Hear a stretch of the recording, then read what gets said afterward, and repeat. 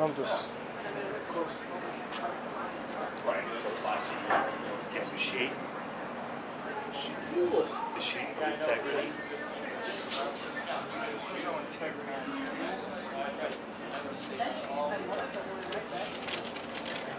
Don't sit well with it.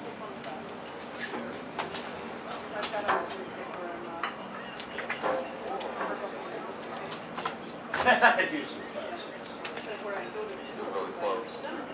Don't get frustrated. Are we ready to go here? I think we're as good as we're gonna get. All right.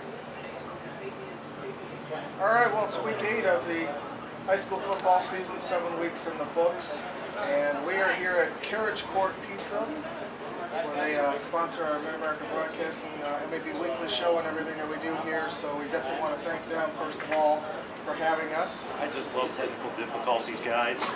Hey, that's fine. You know, it happens. You know, at least the people will be able to watch and see what we said on the show. So there was a For better or worse.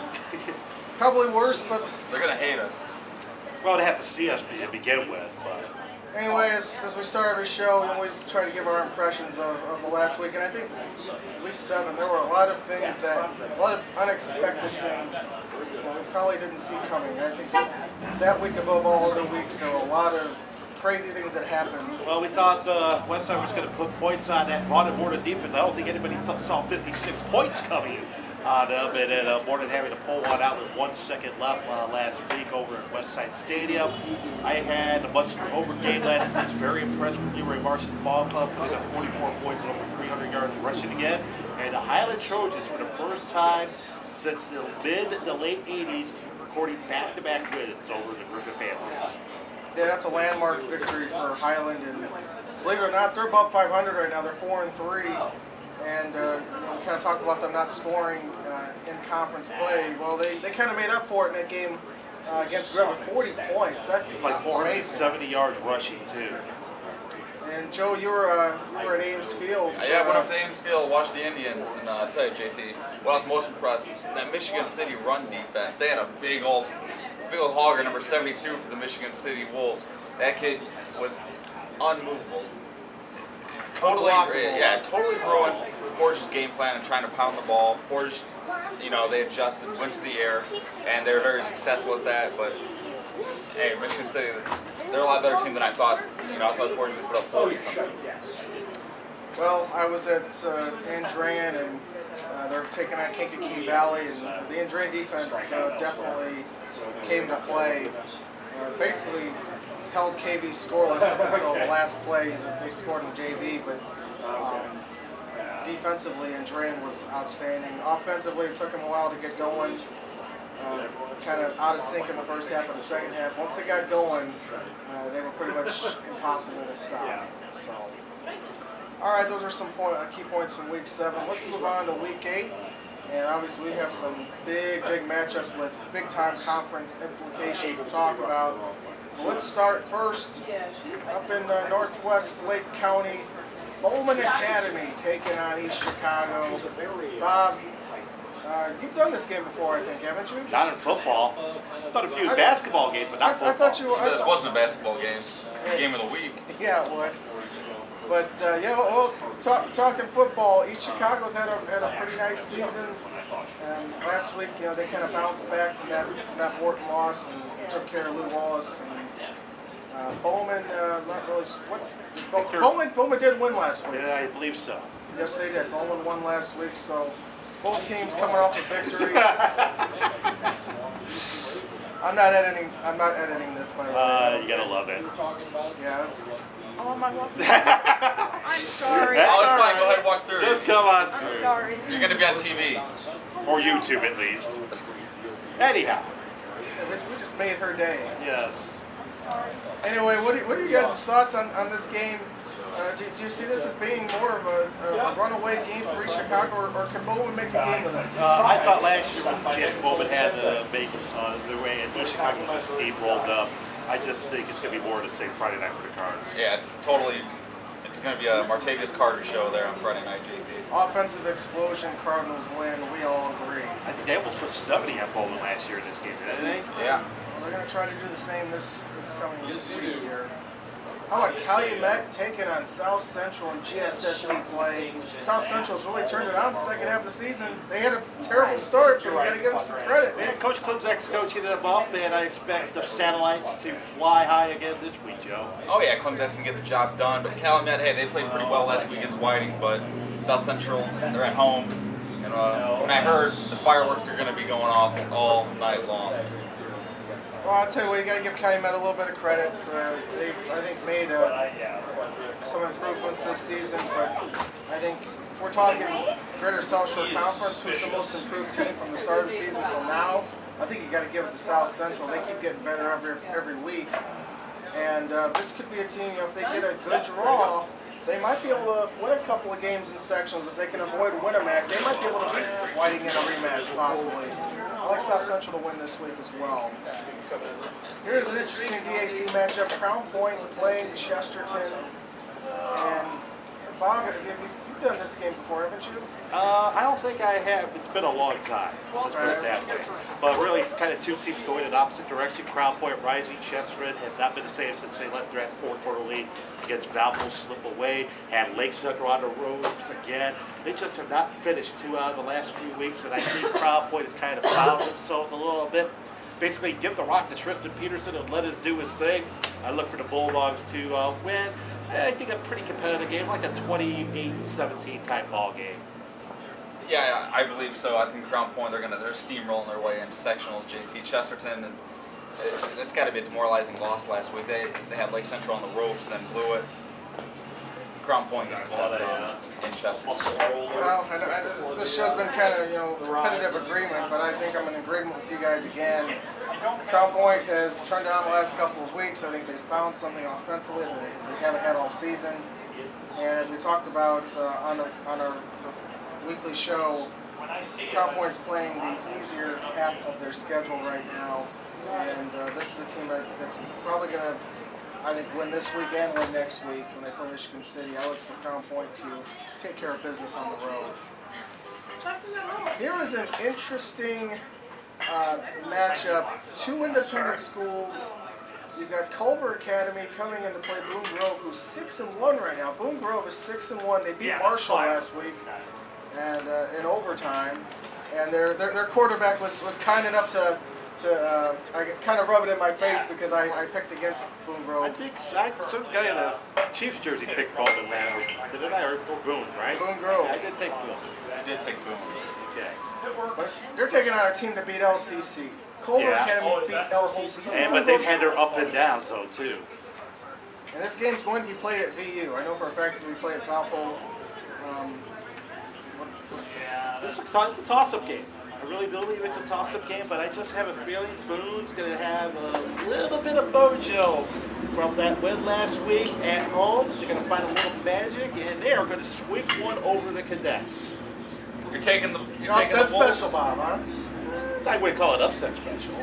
Yeah. I'm going to disagree with you on this one. I'm taking the military boys. You're there and they Taking Culver Academy. I think I'm with you, Bob, on this one. Really? exactly. That's the Yeah, I don't.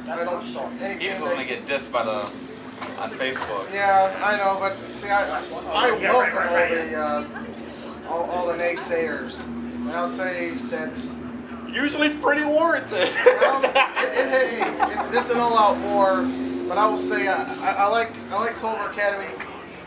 If you're good enough to beat Lafayette Central Catholic, I think you're good enough to beat Boone Grove. I gotta go with CMA on this one. Gary Roosevelt. They haven't won a game yet. They're taking on a Clark team who won their first game last week. Bob, is Clark going to turn that win into a winning streak? I believe they will. Joe? You know what, JT? I pick Clark, they lose. I pick against Clark, they win. I'm taking Clark. Better not lose against the Panthers. 3 Clarks. Let's Clark it up. I'm going Pioneers. To do one, Clark it up. It's going to be their team motto next year. All right, guys, Clark it up on 3. He would call the padded copyright office, but they're on shutdown. Funny.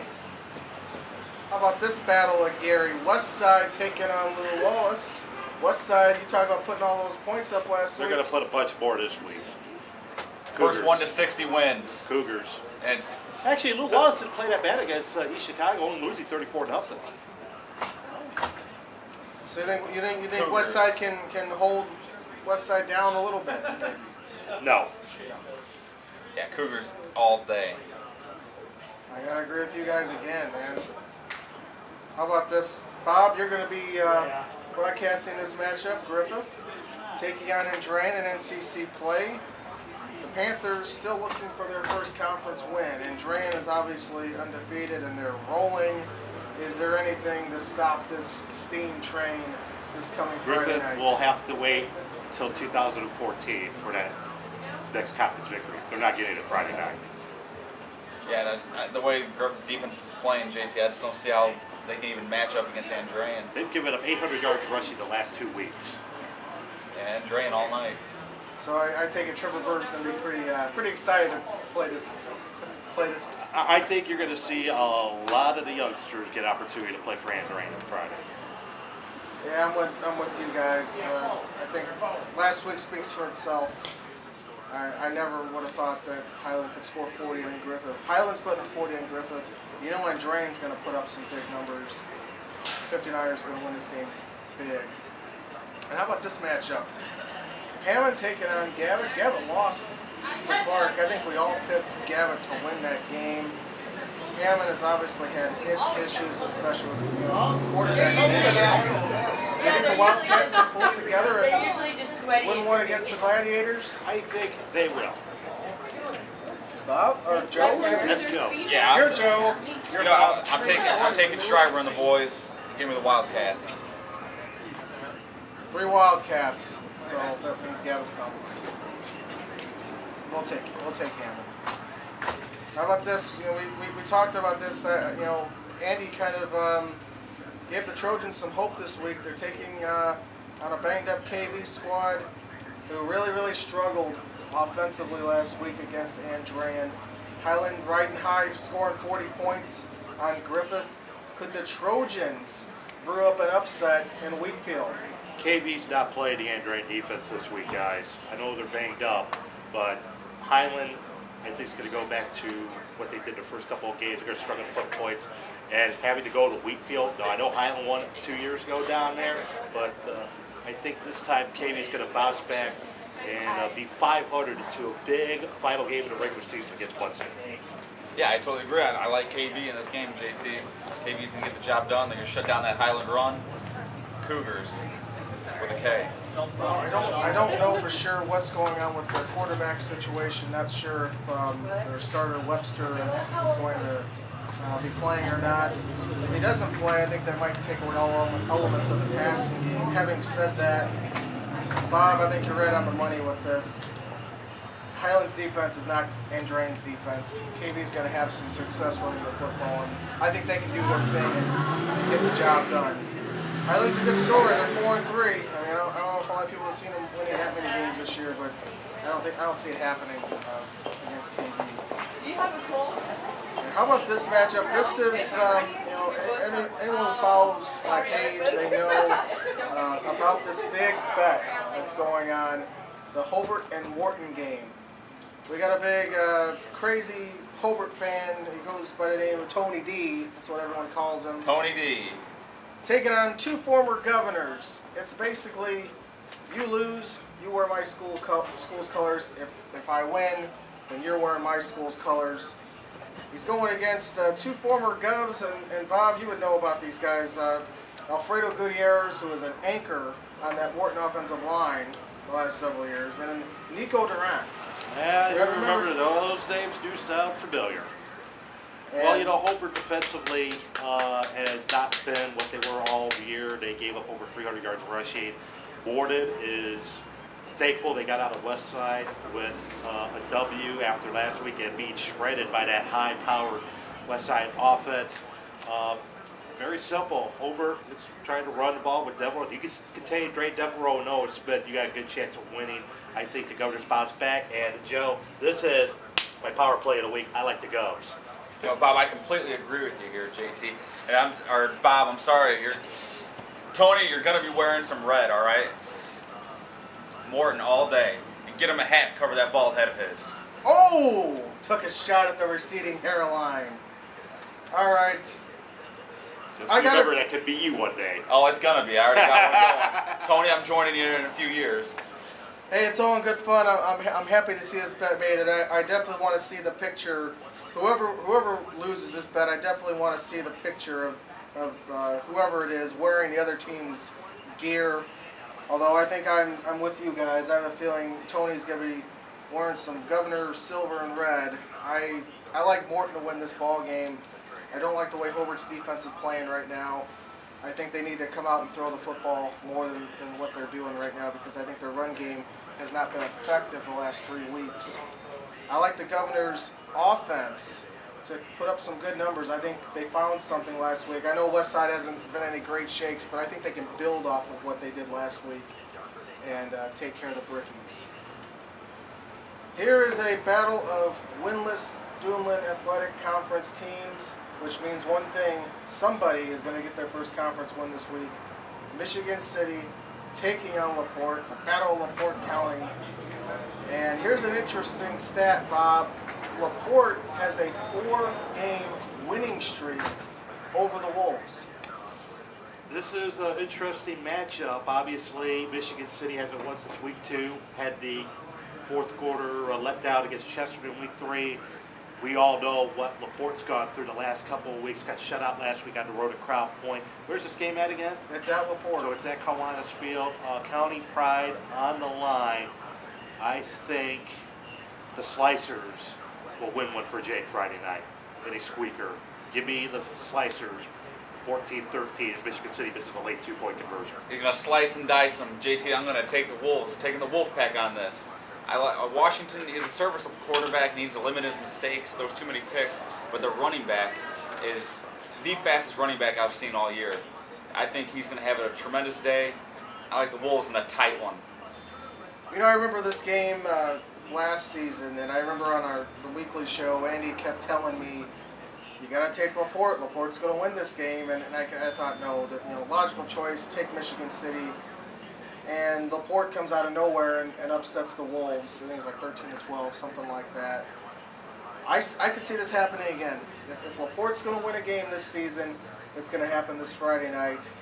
And I think I'm with you, Bob. Squeaker. Probably a 1-point game in the teens.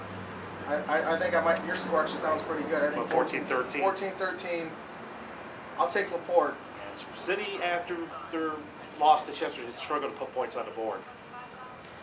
All right, here's another matchup out in the middle of nowhere. North Judson going to Francisville, taking on West Central. West Central really took it on the chin against Frontier, giving Frontier their first victory of the season last week.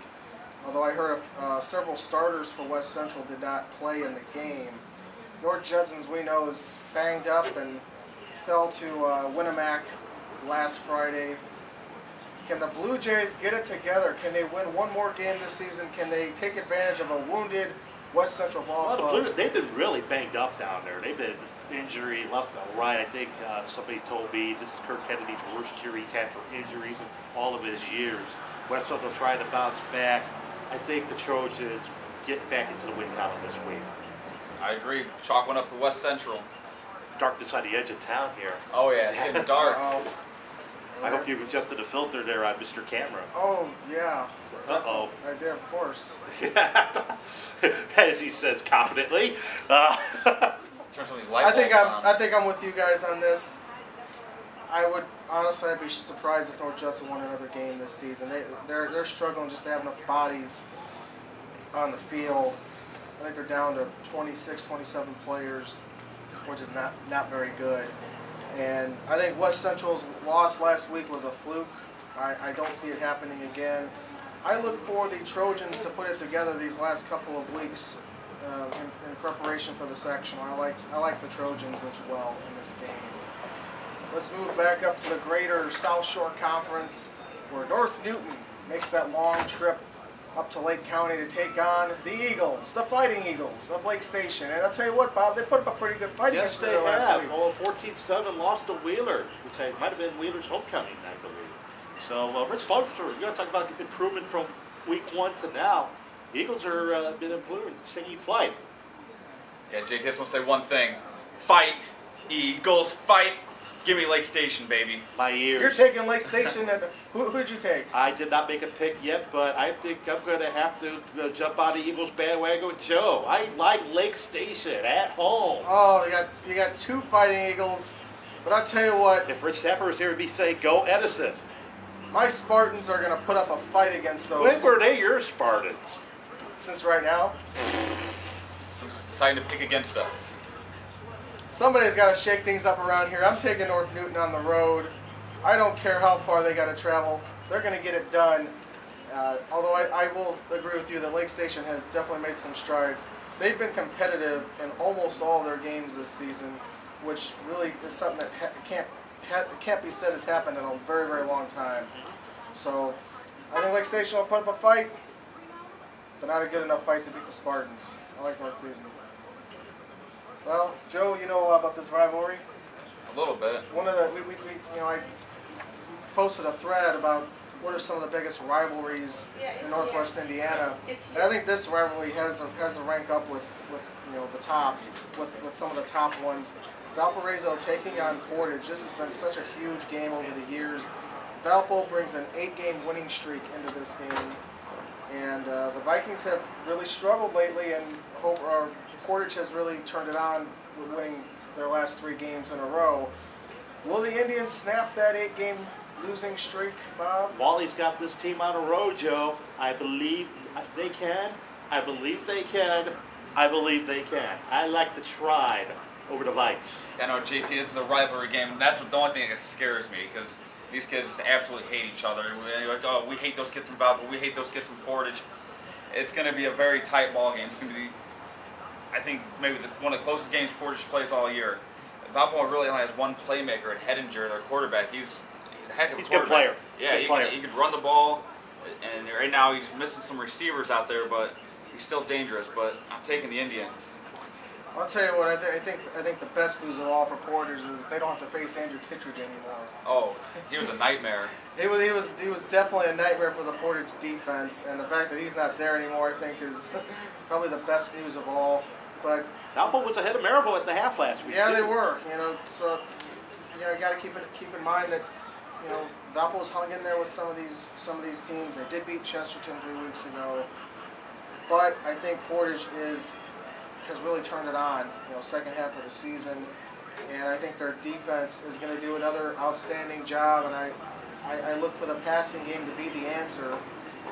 I look for Pierman to have a big game, and I look for the Indians to win this by a couple of scores. I'm going to say 28-14 Portage wins this one.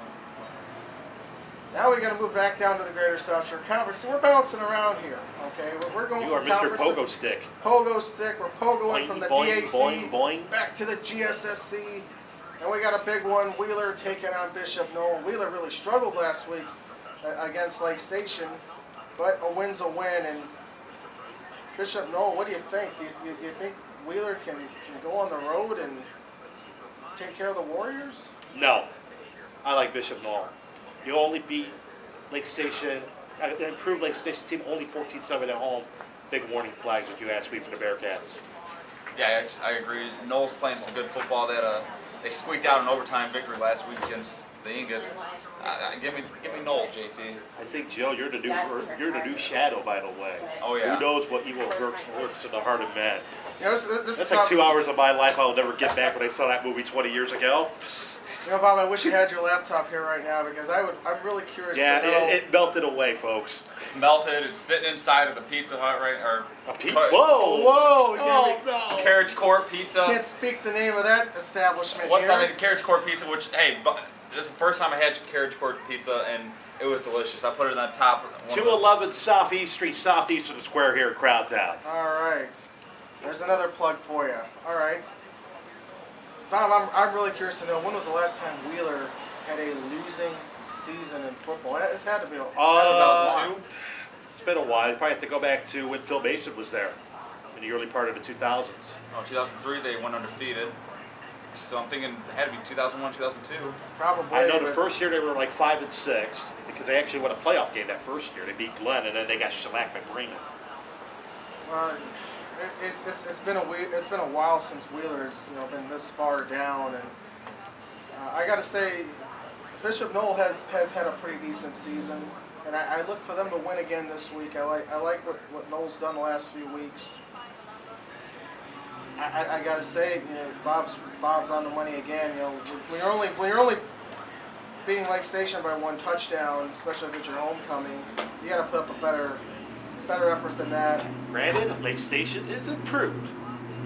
They are. But Bishop Knoll might be. Could you have ever imagined the gap closing that much between Wheeler and Lake Station? No. You think over the years, I mean, you look all the at lopsided games, and all of a sudden, Lake Station has a and chance who's to been win. telling you that Bishop Knoll might be the second best team in that conference all year? Andy. And me. Andy's not here. No, just Andy. Bob. No, he didn't say anything. All right, let's move on. Whiting, they're undefeated. They're atop of the GSSC, and they're taking on the only team left that might be able to give them a fight. They're playing River Forest this week, and game's at River Forest too. it's at River Forest, and well, the Ingots have been battling hard. kind of on a losing streak right now. And let there be light. Thank you. That was your idea. I know. I told him to turn on these light bulbs. You see, you had all these ideas, and bam. There you go. River Forest has been battling hard, but Whiting is just at another level when you look at the rest of the Greater South Shore. I just look for Whiting to win this one kind of comfortably, 2-3 score game. Yeah, I agree. I mean, Andy told me to take River Forest. He's like, listen, that's your upset special this week. Take the Ingots, but I just can't see it happening. Give me the Oilers, Can't do JT. it? I can't do it. Can't pick them. Yeah, I can't do it either. I look at what they've done the last couple of weeks. They fell to Bishop Knoll. They lost to Wheeler. I just don't see any way that they could lose to those two teams and then all of a sudden come back and beat Whiting. I think the only way it happens is if Whiting just completely, doesn't show up and completely overlooks this game. I don't think it's going to happen, though. I think the Oilers take care of business, and I think they're on their way to an undefeated regular season. And having said all that, it's time for the Big Three. You need to work on your drum roll, mister. Well, I got a piece of paper in my hand. 3. But if you want to talk about Big Three, we've got 3 really Monster excellent matchups. Hey, this is one of the best weeks of Big Three matchups here. All right. Who do you got? First game on the slate. We're going to move all the way down to the Hoosier Conference. Uh-oh. Most people are asking, who's the Hoosier Conference? What's the Hoosier Conference? I know what the Hoosier Conference is. You guys know what it is. We know what it is. Yes. And certainly the Bombers of Rensselaer know about this conference, and they have had an outstanding season. That They're 6-1. conference has produced a state champion 8 of the last 9 years. Did you know that? And most of them, Well, yeah, the team they're playing, Rensselaer's playing. Yeah. And before that, Sheridan used to be in that conference. Well, yeah, certainly the team they're playing this week knows a lot about state championship success. They're taking on Lafayette Central Catholic, who has now moved up into Class 2A along with Rensselaer. This could be a semi-state preview. Very well could be. Absolutely. This game going to be played at La Rocca Field. You ever been there? I have not. I did. Myself and Andy did a semi-state game there a few years ago. Great atmosphere for a game. I also did a sectional game there 10 years ago with them and Pioneer. Back when Pioneer was really in their height of their powers back then in the 2000s. Wow. And one of the rare times Pioneer beat them. Wow, that's really saying something. Yeah. I didn't know Pioneer ever beat LCC, but you want to talk about teams beating LCC, it doesn't happen very often. No, it's happened this year. It did. Another team we talked about on this list, Culver Academy, defeated LCC earlier in the season. But I'll tell you what, this program, it doesn't matter who they graduate year in and year out, they're still an outstanding team. They've been, they haven't put up 50 and 60 points in every single game, but their defense has been great, and they're doing just enough offensively to churn W's. And I'll tell you what, this is going to be a big challenge for Rensselaer. Yes, I think the Bombers, though, are very adequate to the challenge going to a hostile environment. You look at it, what they've done this year. They defeated a wounded Tipton team, but it's still Tipton. They held an explosive West Lafayette team to 20. They took care of Kankakee Valley, who bottled up that power rushing game. This is my upset pick of the week. I don't know some people call it upset, but I'm going to take an upset here. I like Chris Beats Ball Club on the road in Lafayette to get a W over Kevin O'Shea's Knights. Oh yeah, Rensselaer, they traveled down to Lafayette once already this year. They lost. They played a very tough game. Lost by 6. It's not going to happen again. They're going down there. They're going to West Lafayette. They're going to get the W. Bombers are going to win this game, JT. Here's your bold prediction. This will be the first of 2. This is part 1, Friday night. Well, Bob, I completely agree with you about that. I do think this game will happen again. Especially, when I made my state prediction, I predicted Tipton to win the 2A state championship.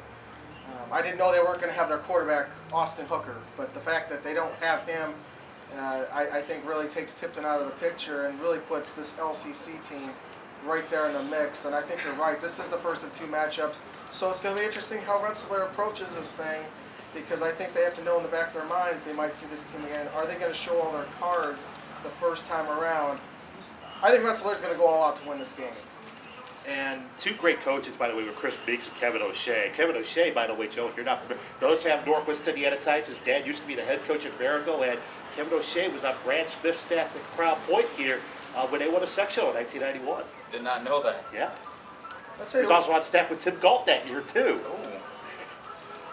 I mean, the common denominator with these 2 teams is their defenses. Yes. I mean, their defenses are both outstanding, and I think this game is just going to come down to little mistakes. It could come down to penalties. Who would have thought Rensselaer has a more explosive offense than LCC? Who would have thought? Not many, but you got to give props. Their offense has been just outstanding this season. And I tell you what, I think I agree with you guys. I think they go down there, and I'm looking at maybe like a 21-20 kind of game, maybe. I'm going to go on the road or limb here. 21-18 Bombers. Okay. 21-18. Close game. I mean, Yeah. I see this being. I don't see either team running away with this. I think it stays close all the way. But I think the Bombers have just enough in the 4th quarter to get the job done. All right, let's move back up to the NCC, and this could be a prelude to the possible championship of the conference next week. Lowell's taking on Munster. Lowell has 0 conference losses. Munster lost to Andrain earlier in the season. If Munster wins and Lowell can somehow beat Andrain last week, we'd have a 3-way tie for first place. Provided Munster beats KV next week. Wow. Right. Yes. Provided that they do that. Yeah.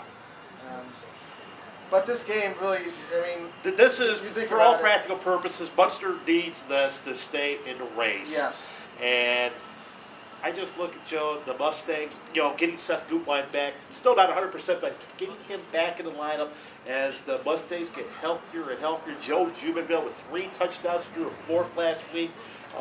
They were very impressive last week at the Brickyard. Yeah, JT. I'll tell you, I think this game is going to be very, very close. Both these teams like to pound the ball. But I believe right now, Munster, the way they're running the ball, is much better than Lowell. Munster right now is on fire. And if this game was down at Lowell, I'd take Lowell. But it's at Munster. Give me the Stangs, JT. Sometimes when you look at certain teams struggle with others. Lowell's had their share of wins against Munster over the years, but really, you look at it over the last maybe 15, 20 years, Munster's been the one team outside of Andrain. They just struggle to match up with. And you remember the same situation happened 2 years ago where Lowell was undefeated in the conference with the Munster, and Munster shellacked them. I think it was like 28-2 was the final score. I'm not going to say it's going to be 28-2, but I just think Munster is rolling right now. They're going to win this one comfortably. They're going to contain George Fields and company. I mean, they contained Noah Smith last week. He got his 100 yards, but he did a lot of his damage when the game was already decided. Well, yeah, I think you guys bring up some very valid points about this, and you can't argue with what Munster did last week. They really poured it on Hobart pretty good.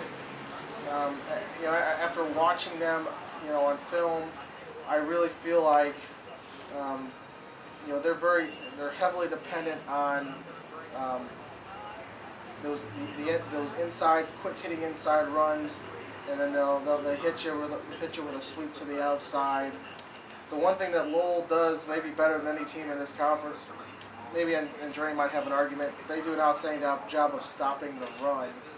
And I think what Lowell can do is force Munster into those third long situations where they got to throw the football.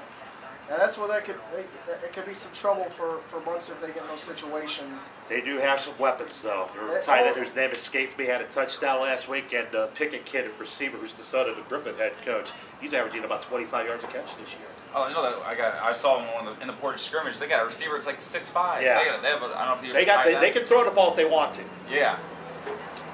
I think it's going to be a very, very close game. Just as you guys alluded to. The one thing that I will say, Lowell plays down to the bad teams, but when they play someone that's good, they raise their level of play. And I think they're going to preserve that big championship bout with André next week. I think they find a way to pull out a very, very close squeaker, low scoring in the teens. I think Lowell can run the ball just well enough to at least keep Munster's offense at bay. I'm going to say Lowell wins this one like a 16-14, something like that. Some kind of close, low scoring, close game. And now it's the big one, the big game. Everybody's talking about this. It's the, I guess, unofficial DAC championship game. Merrillville and Lake Central, the polar opposite teams. Merrillville, the explosive offense. Lake Central, probably the best overall defense in the area. Something's got to give, Bob. Yes, it usually does. You look at the Merrillville offense, big play. Obviously, they're still a little green, I think, Joe. But Wilkins seems to be getting better and better with each passing week. He's got great playmakers on the perimeter. He's got a battering Randall, the running back, with Brian Isabel. And then you have Lake Central, that stingy defense. And they've only given up 38 points in the last 6 games. Outside of the Munster game, I don't think anybody scored more than 14 on them all season long. Galen Robinson is the man. I think within 3-4 years, he's going to be playing on Sundays. He's no that doubt. good. The question for Lake Central, can they string enough points together? They barely got by Chesterton last week, but then again, they're the type of defense, if they get the turnovers, they don't need to go 70, 80 yards. They can maybe go 10, 20, 25 yards to put points on the board that way. All right, JT, this game is going to come down, I believe, it's going to come down to Wilkins. He needs to take control of the ball. He cannot be fumbling, throwing picks, and lately they've been giving the ball to Brian Isabel, which is, I think, a brilliant idea. He's just a heck of a runner, pound him between the tackles. But it's not going to work in this game, But is it? it's not going to work. I was going to say that. It's not going to work. Robinson's going to take that away from him. And I believe it's going to come down to the air attack of Merrillville. They got, I think, maybe the best receiver in the DAC in Robinson. But I tell you, I think Wilkins' throw, he's going to have one too many turnovers in this game. Going upset special, JT. I'm taking the Lake Central Indians at home. You know that grass is going to be at least a foot high. They're going to slow down the speed. Sure. The big X factor in this game might be Tyree Fuller. He can do a little bit of everything. They line him up at quarterback. He's obviously a receiver. He can run the ball.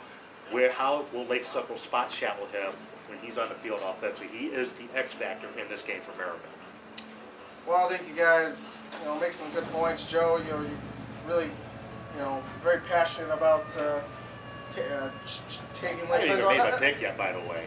You know that? Bob, you didn't make your pick. No, I just threw it to him and let him go first, though. I just think, I know where you're going. I just look at the old, especially, it still rings true at the high school level. Offense sells tickets, but defense wins game. I think you're going to see the Indians get a few turnovers, take advantage of short fields. I mean, they're much improved defensively themselves, but I just think sometimes the best defense is a great defense, and I think Lake Central's going to win a slobber knocker at the Merriam Browns Friday night. Wow. We got 2 Indians. We got two picks for the Indians, and I tell you what, I've seen some score predictions that are just outrageous. What was the 118 to 70 something? I was trying. Tyler Wyman all of a sudden playing receiver. You probably play tight end. I know DJ Wilkins can fill it up, but my goodness. It was more of a play on what everyone else is saying. My score pick, by the way, 17-14 Lake Central. Yeah, like 56-0 or whatever. I mean, there's no way this game's going to get that out of hand. There's no way that Lake Central is going to let this game get that out of hand. But I will say this. You know, history is not always an indicator of future events, but I think in this series, the history in the last few years between these two teams does mean something. Merrillville's won 10 in a row, I believe. Especially when you look at the last couple of years. Lake Central has had some outstanding teams the last couple of years. Merrillville's found a way. And Merrillville has ended their season. And I just, you know, it's one of those things where Merrillville has their number. And I know Lake Central has an outstanding defense. And I know they're finding ways offensively, even with, you know, a third-string quarterback. That's impressive. I mean, I can't say enough about how they've been able to somehow string together wins when you don't know who your quarterback is going to be from week to week, because you got to scale back your playbook. You can't quite be as aggressive as you want to be. But in this game, they're going to have to be aggressive, and they're going to have to take some chances. This Merrillville offense is the best offense they've seen all season. And I think Lake Central is going to take one too many chances, and Merrillville's defense is going to come up and make a couple of plays. The one thing that nobody talks about is Merrillville's defense. Their defense is vastly improved from last year. And it's going to be their defense that comes up with some big stops down the stretch. DJ's going to probably struggle in the first half. I think Merrillville, they turn it on in the second half of this game. And I look for the passing game to be good enough for Merrillville to squeak this one out. Maybe not squeak. I'm going to say like a 21-13 type of game. Merrillville's going to win, and I'll tell you what, I'm so confident. I'm so confident in this pick. Putting my cheese on the line right now. All right, if you lose, I'm taking the cheese next week. No, you picked again 2 years ago against Lake Central, and it was buried at Munster after Lake Central beat Munster. Hey, I picked Lake Central, and they had me worried for a while last week against Chesterton. I know you were giving me some you know, you were giving me some heat about that. You know, oh, you're going to lose your cheese, and Lake Central scores 2 touchdowns in the second half to win. It's not going to happen this time. I think, you know, Lake Central's luck's going to run out here. You can't keep getting off to slow starts. You know, they've been getting off to a lot of slow starts in these games. They were losing to Michigan City. They've grinded out W's though all year. They have. They have, but I think this is just a completely different animal. Merrillville's a completely. They're a much better offense than what they faced all season long. I think Merrillville's defense is a lot better than people give them credit for. I look for Merrillville to win this game. I don't think it's going to get blowout. I don't think they're going to run up 40 points on them. But I do think that overall, Merrillville is a better football team right now than Lake Central is. All right, well, that's our show this week. I want to thank Bob and Joe. As always, I'm JT Hoyle. And thanks here to the folks at Carriage Court. Absolutely. I want to thank them as well. So for Bob and Joe, I'm JT. We'll see you next time. I've had to go to the bathroom for the last hour. Oh my God, run.